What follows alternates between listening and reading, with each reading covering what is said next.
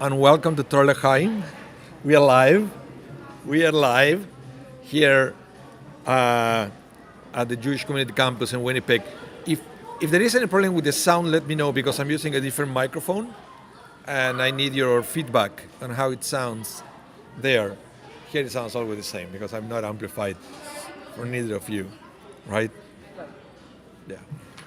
Anyway, welcome everyone in the classroom here in person. We have more people today. And yes, look at this. The back. Yes, more snow. More snow. It was more this morning. I think the temperature, because it's not too cold. It's not too cold. Welcome, Daniel B. Can you hear me? If you can hear me, please let me know. It's very important for me to know how the sound is going now that I got this. I sound great, thank you. You see, I got a podcast microphone. I always had a Temple Shalom for Zoom meetings. But then I realized when I use Zoom meetings, I have to wear headphones. So the headphones already have the microphone, so I don't really need to use this. Okay, so this week's parsha is called Chayei. Okay, are you looking for the text? Okay, very good. Chayei. The life of Sarah. Sarah was Abraham's wife. She dies at the beginning of the parsha. So what happened next is very interesting because we learn a few of the traditions that we have for funerals that are coming from this parsha. Interestingly enough, we don't necessarily read about a burial underground. I don't know if you noticed that. In a cave. This parsha mentions the funeral of Sarah, but it doesn't mention burial underground. It mentions that Abraham bought a cave. And it looks like Because Moses, they didn't know where he was buried, and they thought that he was buried in a cave. No. Moses died at the top of a mountain. Yeah, but the interesting thing is, of course, the Midrash will come. I said, yeah, he bought the cave, but he buried her inside the cave, right? But back in the day, there is no reference. But back in the day, it was very common. You buy a cave, right? And then basically what you do is you put the body there, and then eventually it will decompose, and you have a bunch of bones. In Europe, then it became more prominent that it's gross to think about it. There were different kinds of burials. But they used to have these these chambers. No, but they had the chambers. I don't know how to say it in English. In Spanish, it's called pudridero. Pudridero, it means that the word implies that it's something to make something rot. Yeah. So basically, the way they used to do it, they would put bodies there. It will totally decompose until there was nothing but bones. They will get the bones, and then they will put the bones in a niche. Yes. So It's called it's like composting. Yeah. It was. ossuaries where they store the bones. No, but this is after. Yeah. This is after. So it was still a way of not having to cremate a body, but not having to go through a burial. They do the same thing right now in New Orleans because they can't go underground because it's too wet. They have Everybody's on top of the ground. Everyone's on top All the of the graves are ground. on top. And they have like Niche. shelves. But They with put the body in there, and when the body is finally decomposed and there's just bones left, they have a big hole in the middle, and the family bones go in there. Okay. But it's owned by the family. Are you saying they dissolve the bones, like they put something in there? no. The time will take it. So they will put the body there and come back 2 years later, and just to take the bones. The body decays by itself. Okay, I thought you said there Yeah, it's crazy. It was crazy. And yeah, and then I know I'm not going to talk about this today, but there is a whole thing about if that kind of burial is kosher or not, because we know that we don't cremate, but this is a totally different way, right? Where you could eventually take the bones and bury just the bones, but you need like a small place instead of taking a whole grave, right? Apology, I think you had a whole There are lots of months of study of burial. there are lots of halachic discussion in these days about that, and it all falls into the category of eco-friendly burials. Yeah. And it goes all the way from dissolving a body, keeping the bones and burning the bones, to burying the body in a vertical position in a sack Yes. with a sapling, like a tree. So the tree will grow with your nutrients. Yes. That's another thing that is becoming popular. And then halakha said, believe it or not, that could be kosher. Only if you take the precautions that it's not a fruit tree. God forbid somebody will go and eat it. That's the only thing. That makes sense, actually. Good thought to have ahead of time. The only thing. And then you can mark, because you have the obligation in Judaism, and we are going to see that this class, to mark the grave. So you can come back and visit. Marking the graves had two purposes, and two purposes only. It's interesting. Number one, so you will know where to come back and visit. And number two, so the Kohanim, the priests, will be able to see something and to stop before they get too close and then they get spiritually impure. Because there is a prohibition in the Torah that the Kohanim, the priest, cannot be in close contact with a corpse or a grave. So the whole idea why we put there a monument is for people to know where to go, but also and mainly so the priest will know, too close. Funerals are always a problem for the Kohanim. A member of their own family. Why? You can't get close to the grave. They can't go to the funeral. They don't go to the funeral. No, basically the Kohanim, they could go to the funeral for mother and father, except unless you were the high priest. Because what happened is, even if you get impure by a corpse, you can still purify yourself after. Right. So that's what they have to do. So you have either thyme and mikvah, right? Or the ashes of the paraduma, the red cow. That will purify you right away, if you have such ashes. But they were lost by now. But back in the day, they have this mixture that it was just to purify people that needed to be pure right away. Okay. So let's, with that introduction, let me see who else is here. I want to thank you. Welcome everyone. The Grossmans are here.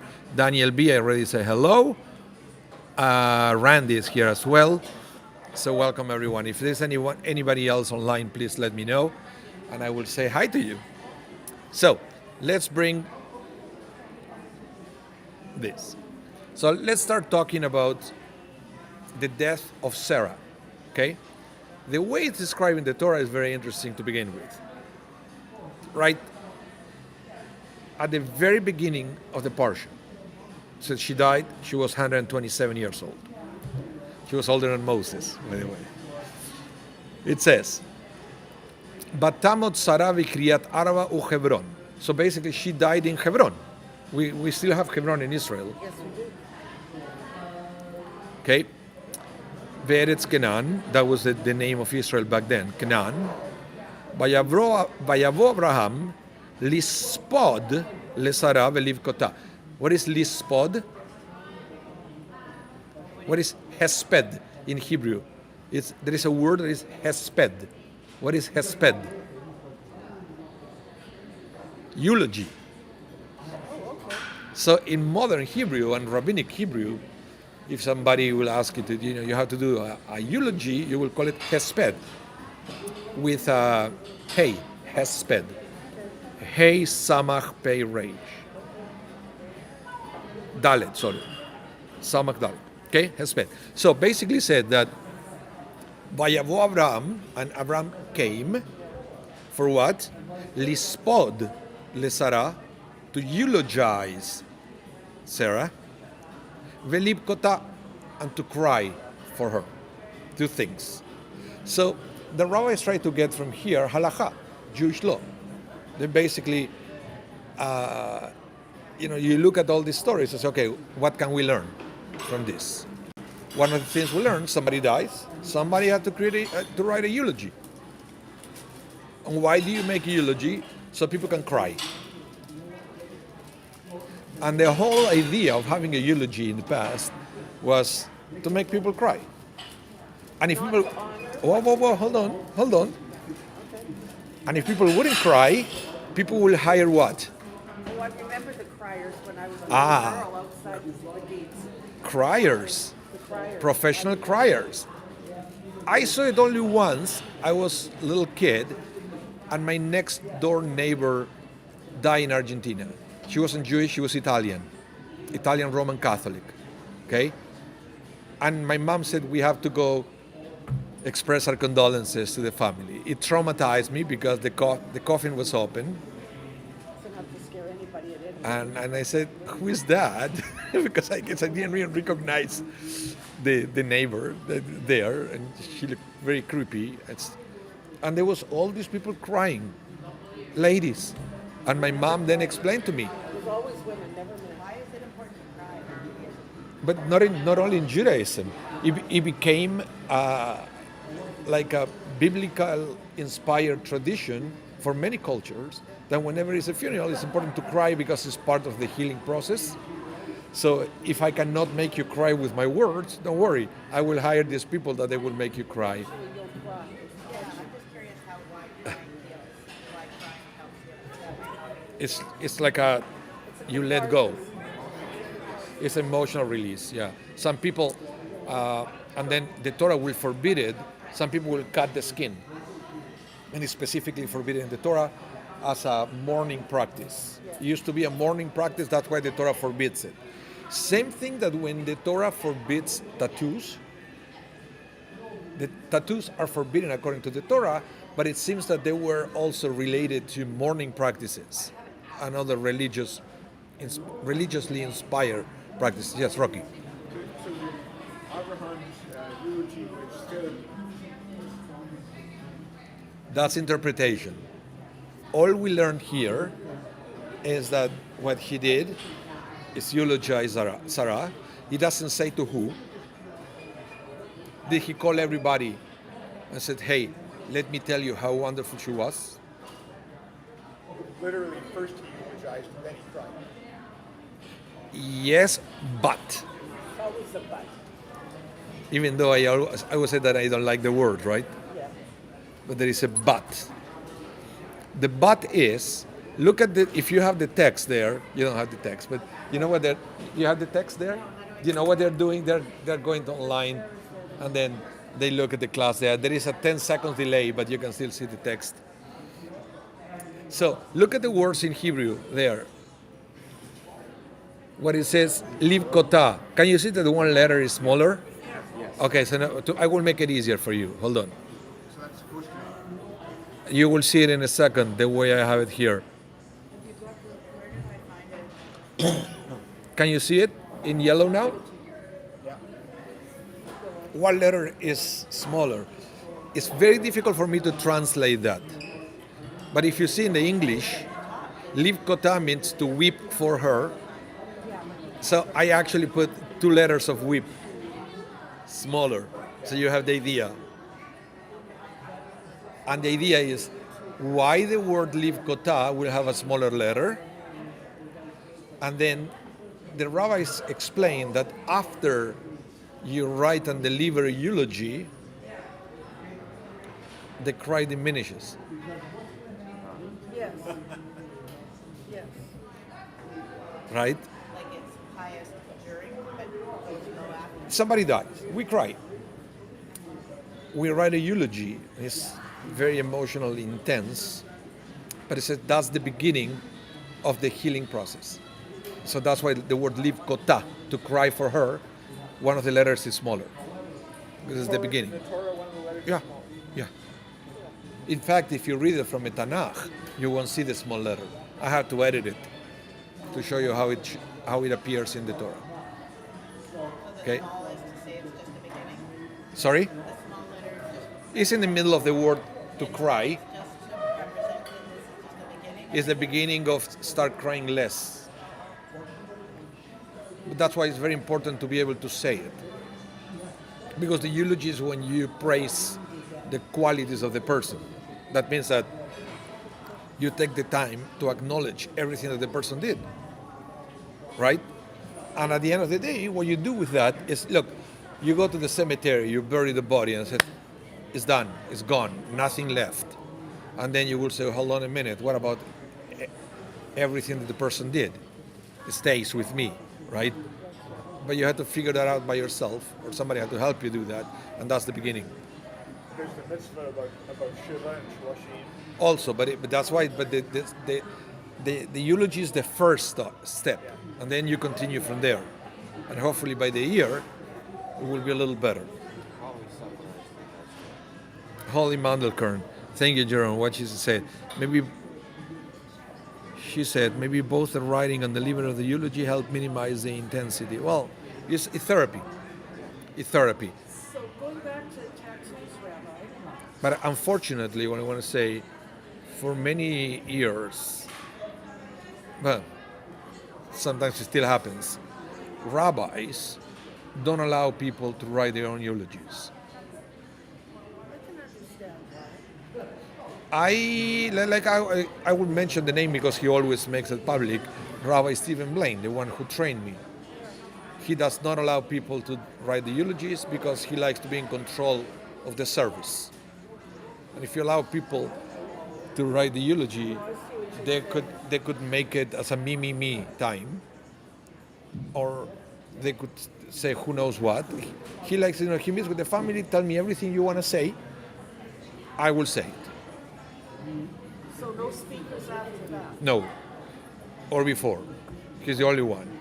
You tell me what you want to say, I will decide if it's going to be part of the funeral or not. Hey, but I was told that here in Winnipeg was like that for many rabbis.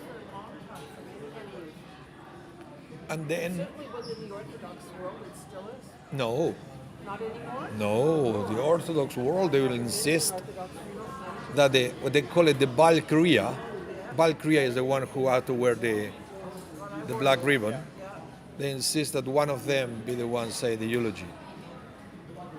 Because here you will see that Abraham didn't hire a rabbi to do the eulogy. He did it, right? Okay, so what I wanted to say here is that from this verse we learn the biblical source of the eulogy. So it's not something that the rabbis made up. It's in the Torah.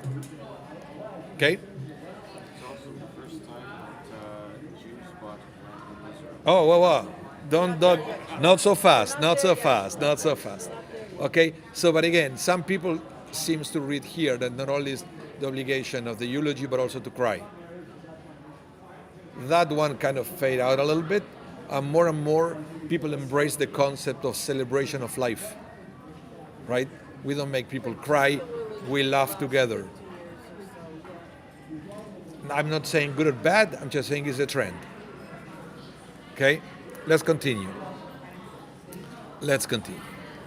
Now, it's interesting because the other thing that is in that verse, it says that Abraham came to eulogize and to cry. So the rabbi said, whoa, hold on a minute. Where did he come from? Listen to this.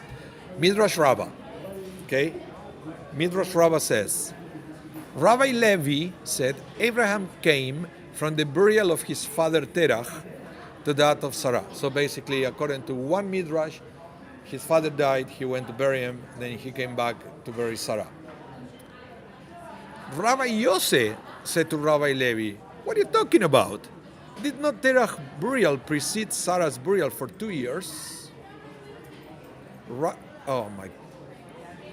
You will see the balloons. It's because there is a camera. Look, if I do this, hold on.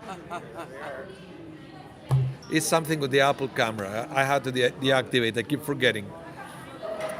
So, Terach burial precedes Sarah for 2 years.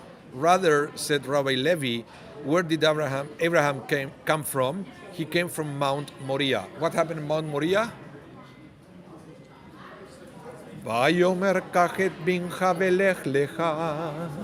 Elara Moria, Moria, Moria, Moria. What happened? Isaac binding.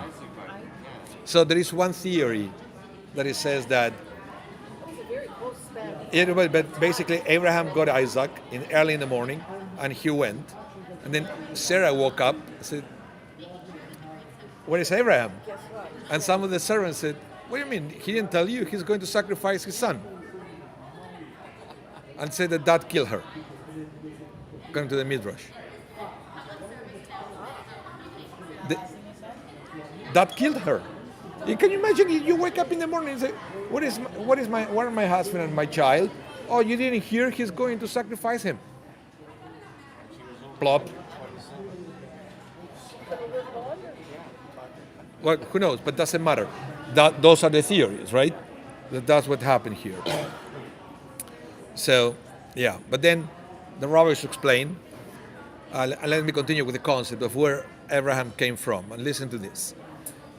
Where Abraham came from is the central part of his eulogy to Sarah. So basically, the rabbi said that extra word in the Torah is important to understand what he said and what was his mindset when he did the eulogy.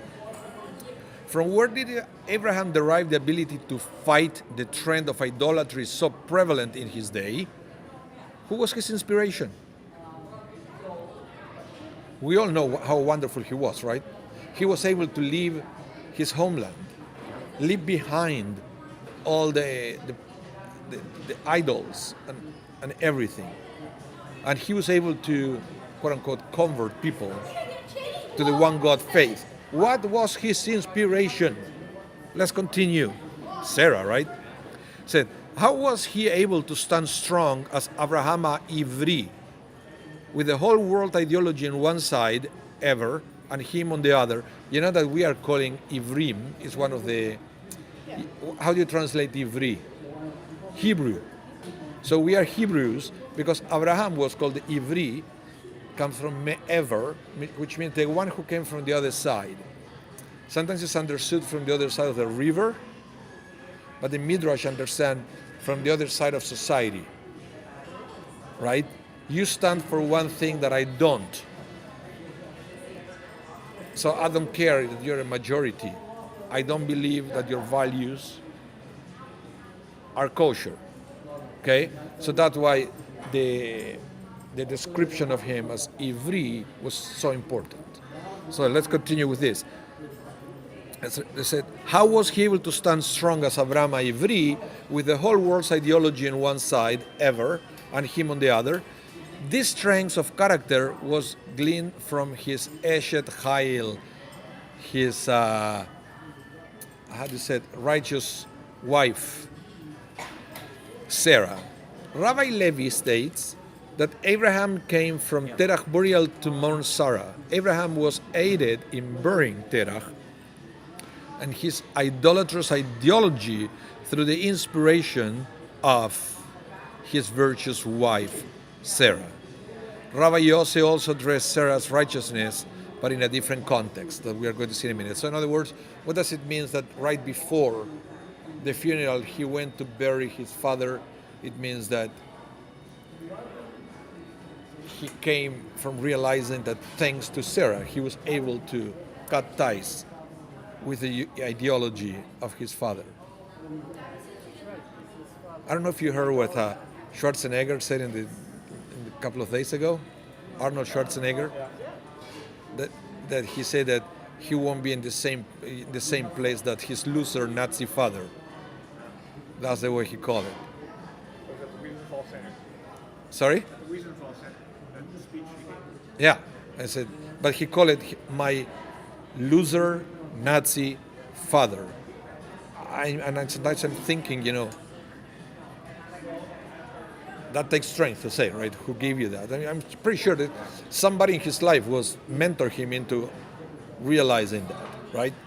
So in this case, it's almost like Abraham is saying, I'm cutting ties with my loser, idolater father. What was his inspiration? Sarah. So in other words, and he came came to realize, but he's telling you, the Midrash is telling you what, okay? Well, what does the law there? It speaks of the journey, but it also speaks of the person saying, I am not my father. Yeah, I am not my father. yeah.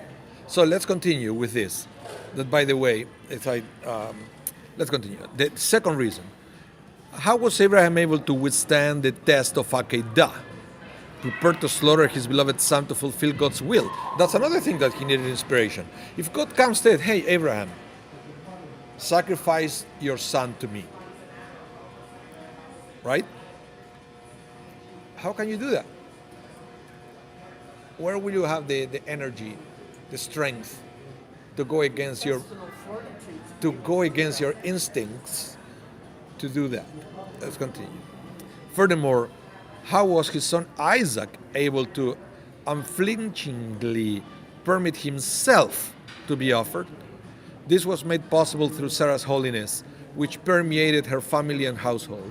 The strength of character possessed by Abraham and Isaac was gained through her aid. This is the point of Rabbi Yosef, who states that Abraham came to Sarah's burial from the Akedah at Mount Moriah, or Moriah in Hebrew. It's that even the strength to withhold the most difficult test also came from Sarah. And that was the center of his speech, of his eulogy. How did Sarah get so strong? Well, but at the end of the day, what the rabbis explained, that the strength that he really got is to say to Isaac, we should go through this with faith, because the way Sarah taught me about God won't allow this to happen. And in fact, that's what happened. But we have to do this with Kavanah because we can't fool Hashem. Well, but no. Hashem would know if we were not No, serious about it. but he was serious.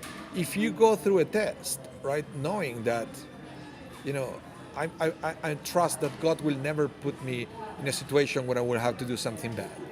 Even if it looks like it won't happen. That is faith. And that's what Abraham did, basically. It's not that he knew that he will never have to sacrifice his son. I guess what I'm saying is, And he did. Do you think there's a chance that the faith was so strong that he thought, even if I do have to do this, it's for a good reason, because God wouldn't have me do it for nothing? No, I think he knew. You think he called God bluff? I think it was. I think is the test was to know how much. The topic of the test was how much do you know God. Right.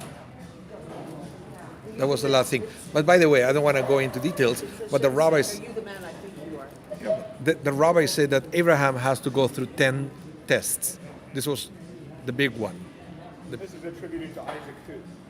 Yeah, but then this is one midrash. There is another midrash that said that pretty much that Isaac was messed up. He said midrash is a rabbinic story to try to fill up the gaps in the Torah. So the Torah doesn't tell you a story, and midrash will try to fill up the gaps. That's why you should never take a midrash literally. It's not factual. Okay.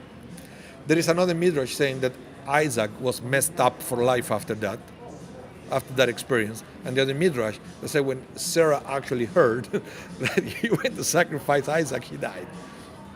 Her heart stopped. Okay, so there are many things. Just wanted to share that with you. Now, How old was Isaac?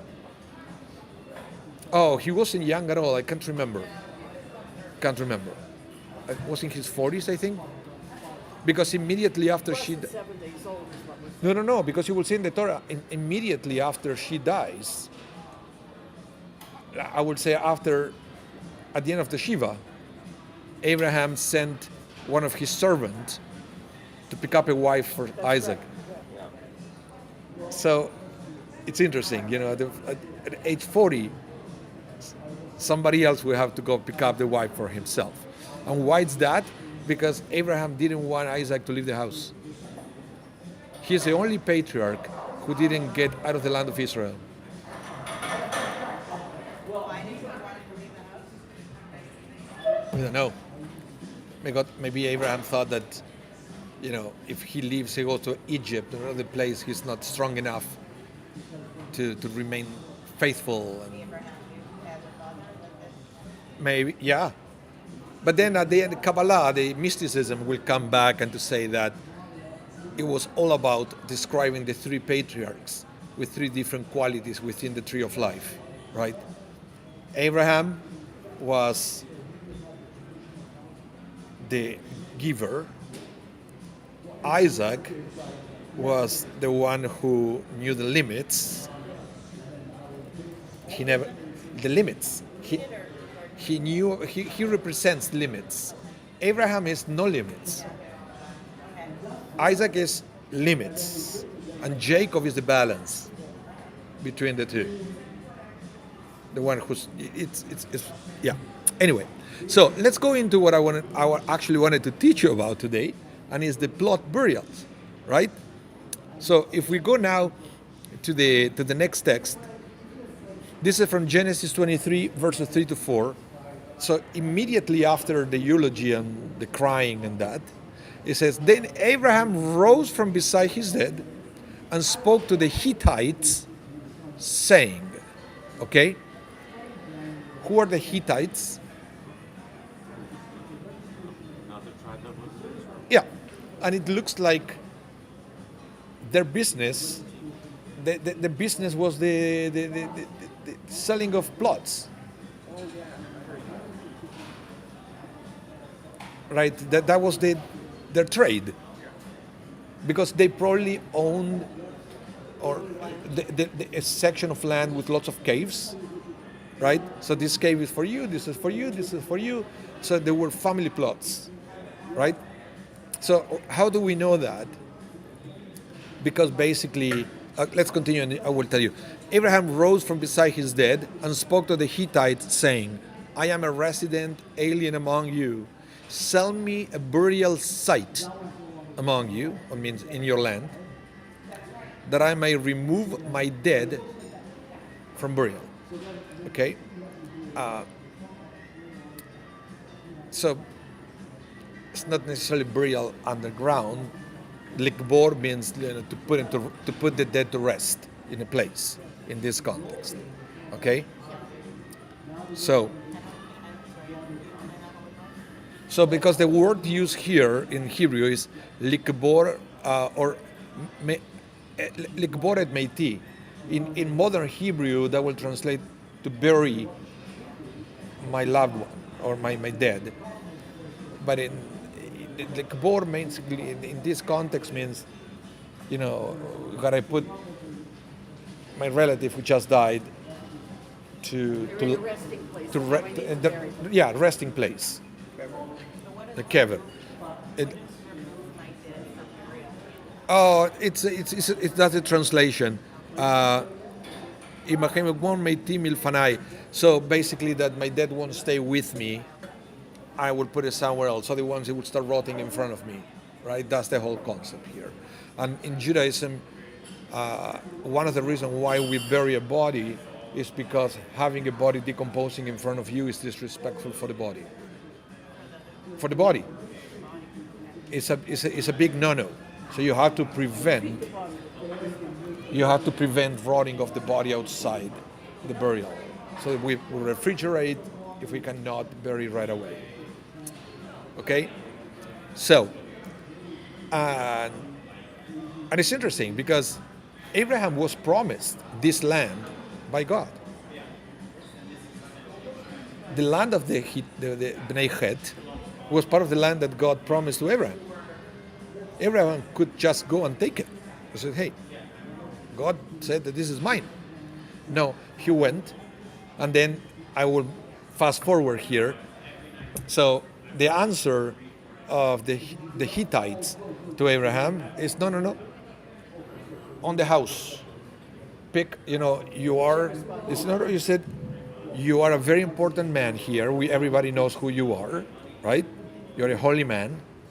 I guess had some reputation, for welcoming strangers and doing things for other people. He was famous. Take whatever you want. Nobody will prevent you from picking any plot that you want. And Abraham said, no, I insist. I want to pay for it. He says, no.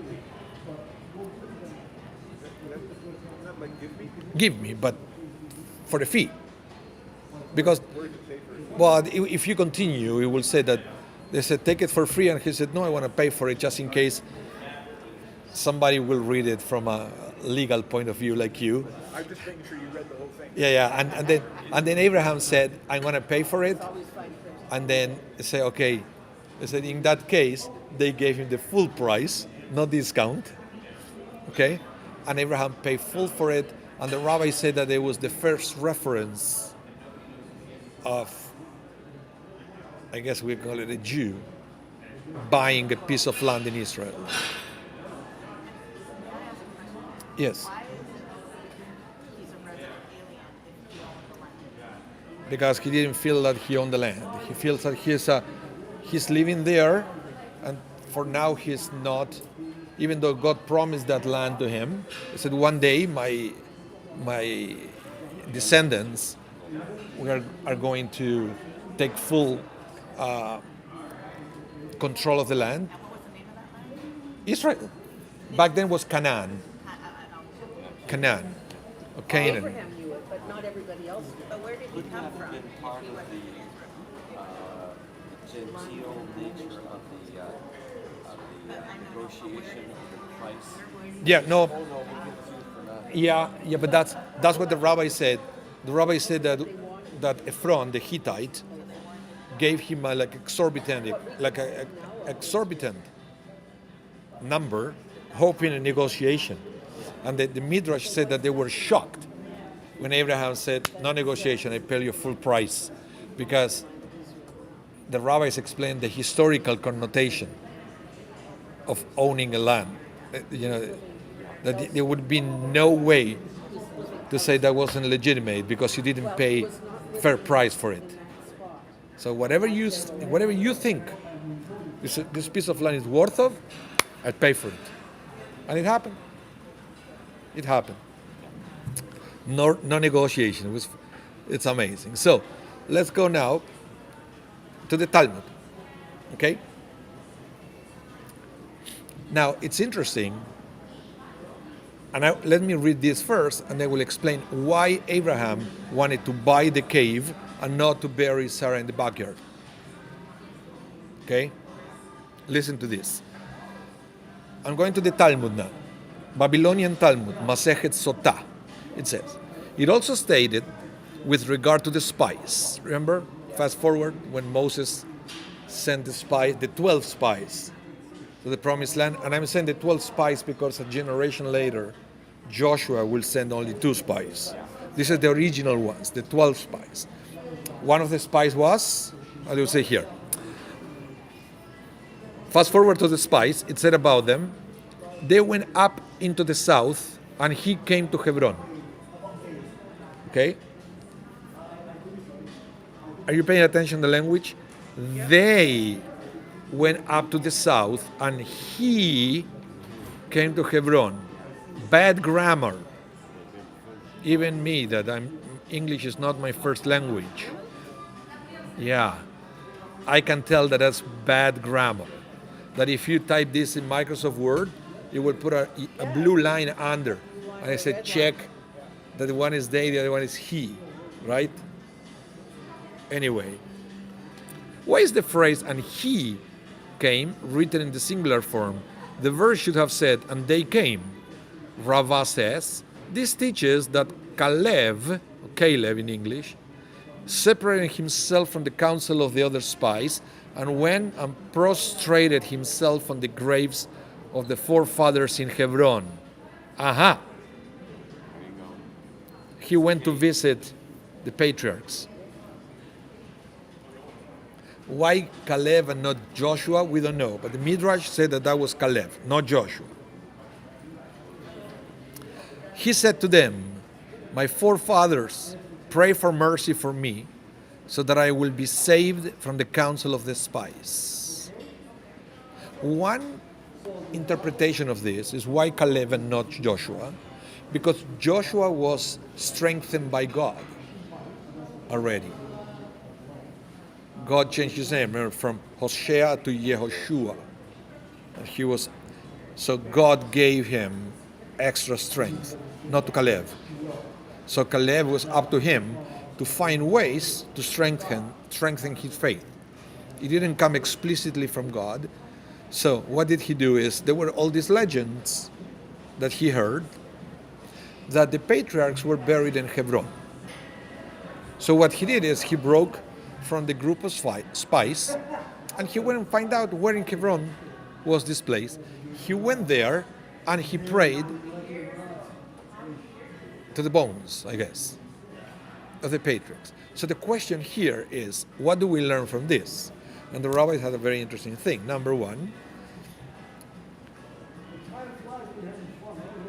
that's why Abraham decided to buy a plot that it was easy to find. If you bury somebody in the backyard, eventually you won't find the place because people will come and go. How long are you going to live? 110 years, 20 years? Then your children, grandchildren, and eventually there will be another construction. It happened in multiple civilizations. You will see in some cities in Europe that they dig and there is a cemetery there. They're still finding cemeteries. Jerusalem, they've gone down to the Byzantine area. They're still finding graves. It's like four stories down below the. Yeah, but if I take a cave in a mountain, it stays. That was Abraham's. But it makes sense. It makes sense. It's a family plot, right? It has to be something that will be easy to find, and that might be part of the probably marketing of the Hittites. Hey, bury your dead with us, you will always find it. Because we have all this thing already figured out. Okay? So it's very interesting. But the other thing that we have here is it okay to go to the grave and pray to them?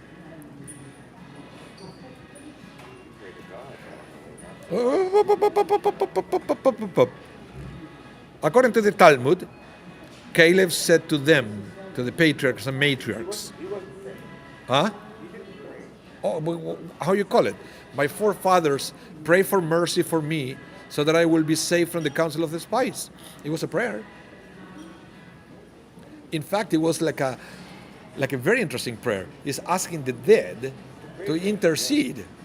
It's hello, I'm here, and my forefathers have whatever, and since you were in Hold on. You know, Which is interesting considering we don't believe in heaven now. no heaven and earth, but we believe that we do believe that the dead are closer to God, right?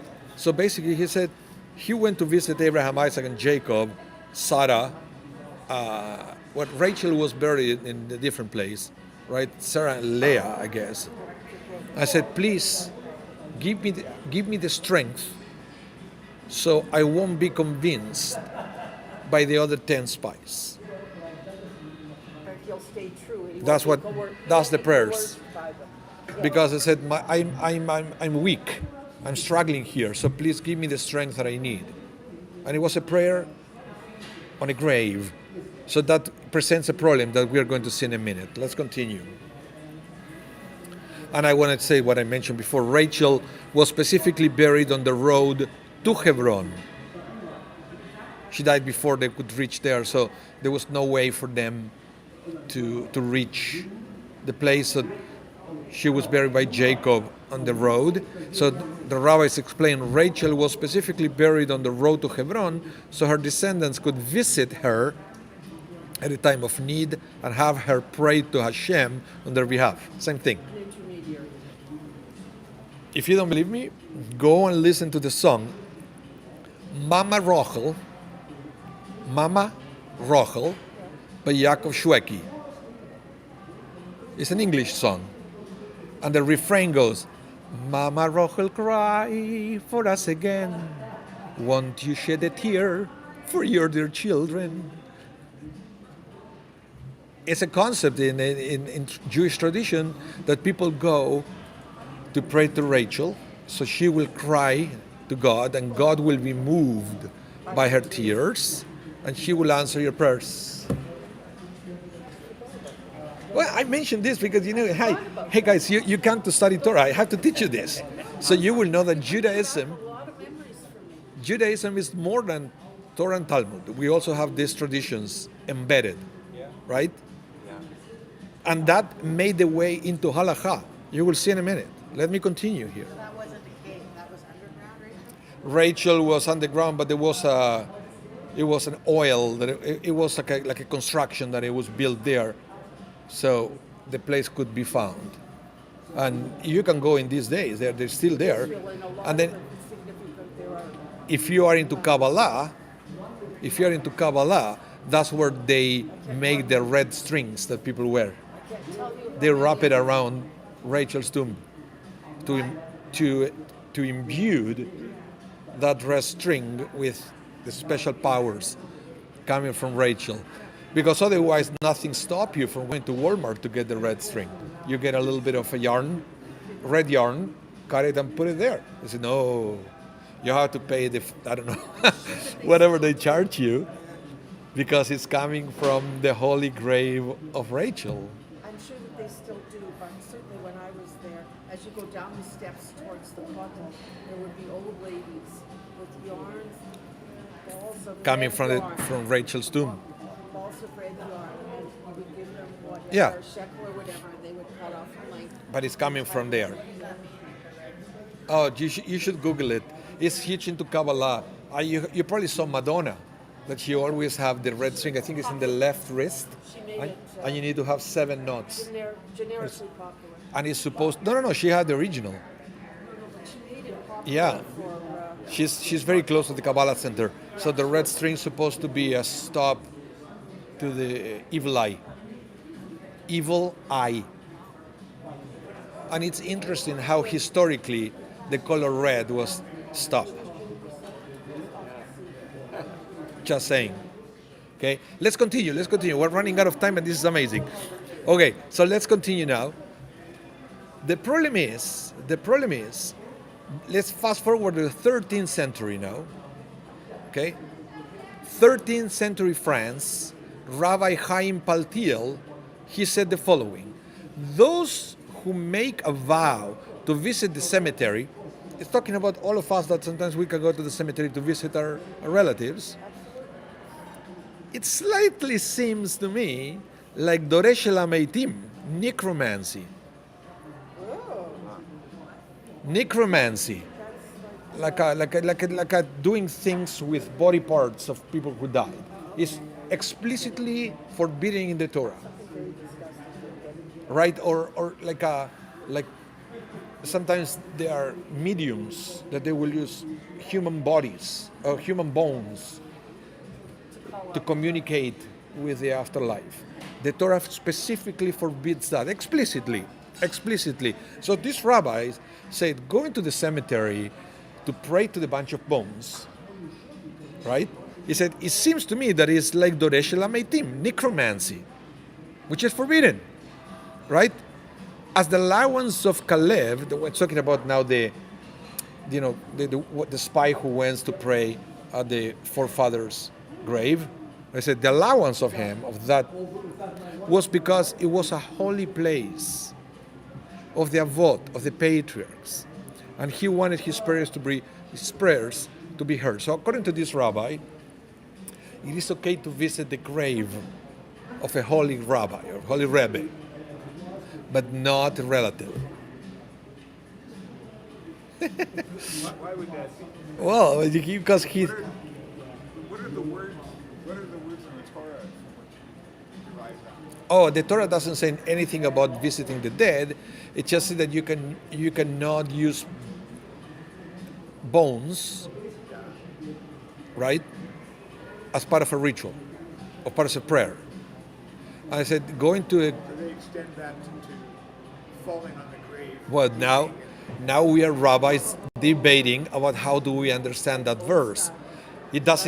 So basically it says when the Torah forbids that, it means that you cannot have a bunch of bones, throw it on a table, because what they will do is sometimes there's ritual, they will get a bunch of human bones, throw it on a table, and depends on how they fall, they will read it. That's forbidden. That is Doresh el Hameitim. Okay, forbidden. This is drawing a distinction. But then for this rabbi said, but for me, going to a cemetery to pray to a bunch of bones, even though they're buried, is equivalent to that. Unless that you go to a holy site. So it's a class distinction. Yes. They didn't do that now, don't they? They go in Europe. Every year there's To Uman. Oh, you mean to Rebbe Nachman? Rabbi Nachman. But they do it in Brooklyn. They go to the Rebbe of Lubavitch. Yeah, to the Ohel. To many of the cities, And they particularly in Sfat, and they pray to the Rebbe, send Mashiach. and there are pilgrimages to those graves. Send Mashiach, they pray to the Rebbe. Mausoleum walking. Anyway, okay, let's continue now because you can expect that somebody will answer to this guy, right? Okay. So let's go now to the actual Shulchan Aruch, which is the code of Jewish law, but that is in the 1500s now. Okay? So, they say the Jewish people have already held on to the custom to visit graves. And there is no one who protests. So basically, by the 1500s, said this is a tradition, nobody complains about it. Going to the cemetery, talking about, and praying to the graves. So basically, it's a well-established Hag, so we can't. So, but let's continue. And it has a source in the Zohar to daven, to pray by the grave of one's forefathers. Here, forefathers mean relatives, okay? Not the original forefathers, relatives. To be saved from punishment in their merit. And there is already a Seder Tefillah printed for those who visit the graves of their forefathers, and no rabbi should make people abstain and nullify this custom. So basically what it says is by the 1500s, there were already books published of what to say at the cemetery. It's like if you go to the Shari Zedek now, Estelle will give you that. But so for the 1500, they already existed, people went there, it's a healthy practice. Don't listen to any of these crazies that they will say that that's necromancy. That's nonsense. Zohar was really popular then. Also. But let's continue and listen to this. Oh, here is how much he paid. Sorry. Here is, Abraham got to the point, now he's talking about the negotiation with Ephraim, right? The non-negotiation, that he paid 400 shekel and he bought the plot, okay? He wanted to say the plot is mine. Listen to this now. This is fantastic. On the matter of acquiring burial plots for the living, okay, there are those who say that there is a segula. You know what a segula is? A protection. It's almost like an amulet, right? So it's like an armor. Yeah, it's a protection. Listen to this. He said, he's talking about buying a plot where he's still alive. Okay? He said, buying the plot is a segula for living a long life. You follow? And the reason for this is because of the righteous do not worry about death. As it is written, you are the children of the Lord your God. Do not cut yourself or shave the front of your heads for the dead.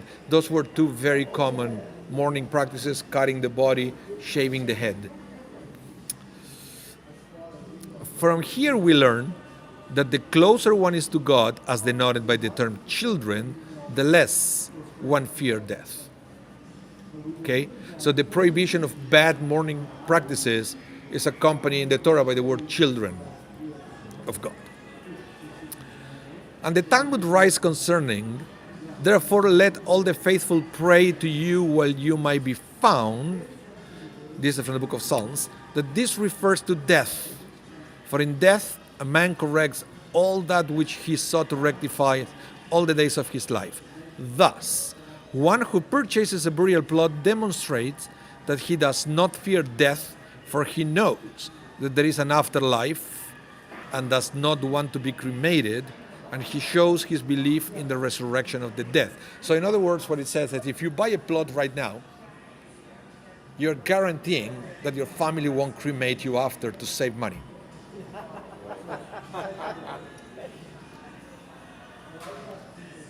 that's one way to look at it. But that's what I always say. It's a practical reason.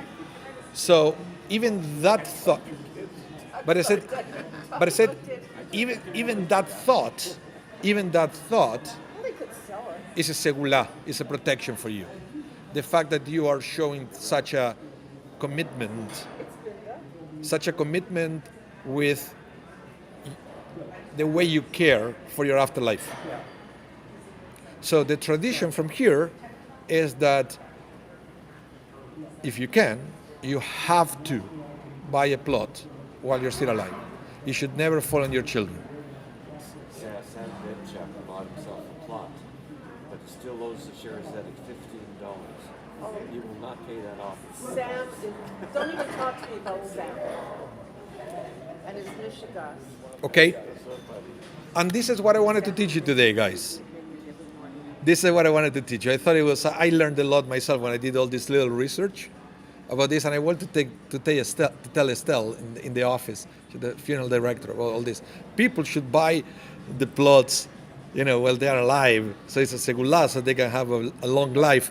And she turns around and she showed me all the documents of the sales of the plots and said, I think you're right, Rabbi. All these people here, they haven't died yet. What is the,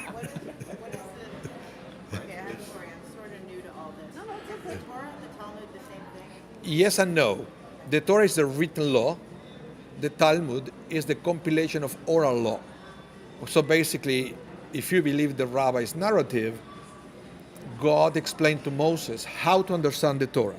Moses took all that information orally and transferred to Joshua. Joshua transferred to the next generation and so forth. There was a time, around 2,000 years ago, that there were so many conflicting versions that the rabbis decided to get together and to write it down. That's the Talmud. No, the written one is the Torah. And the Torah is the one you buy in a book. Genesis, But who wrote the Torah? Moses, through God. But it's only 5 books, the Torah. Genesis, Exodus, Leviticus, Numbers, and Deuteronomy. That's the Torah. Okay, only those 5 books. Yes. Directly from God. Yes. And then all the interpretations and the oral. That's the Talmud. That's the Talmud. Yeah. Okay, so in the, I don't know, either the Torah or the Talmud, when it talks about buying a plot when you're alive, what does it say about buying a plot with your family versus without your family? Like, I buy a plot on my own? You can buy a plot of your own, but most people will buy it with a family in mind, so they're all in the same section. Yeah. The same way that Abraham was sure that there would be enough space for the whole family. Does the Torah say anything that forbids someone from buying a plot away from their family? No. But what they recommend, if you ever do that, let it be in the land of Israel. So you buy a plot in Israel. I wanted to add all that, when you can take somebody from underground to move it. Israel, burying in Israel is always take priority. Okay, I had to stop the stream. Thank you everyone for tuning in. Remember, the class is going to be rebroadcasted tonight at 8 p.m. Yeah, 8 p.m. Central Time. 8 p.m. Central Time. Okay, so thank you everyone. Have a wonderful rest of your day. Stay safe, and I hope to see you soon. Bye everyone.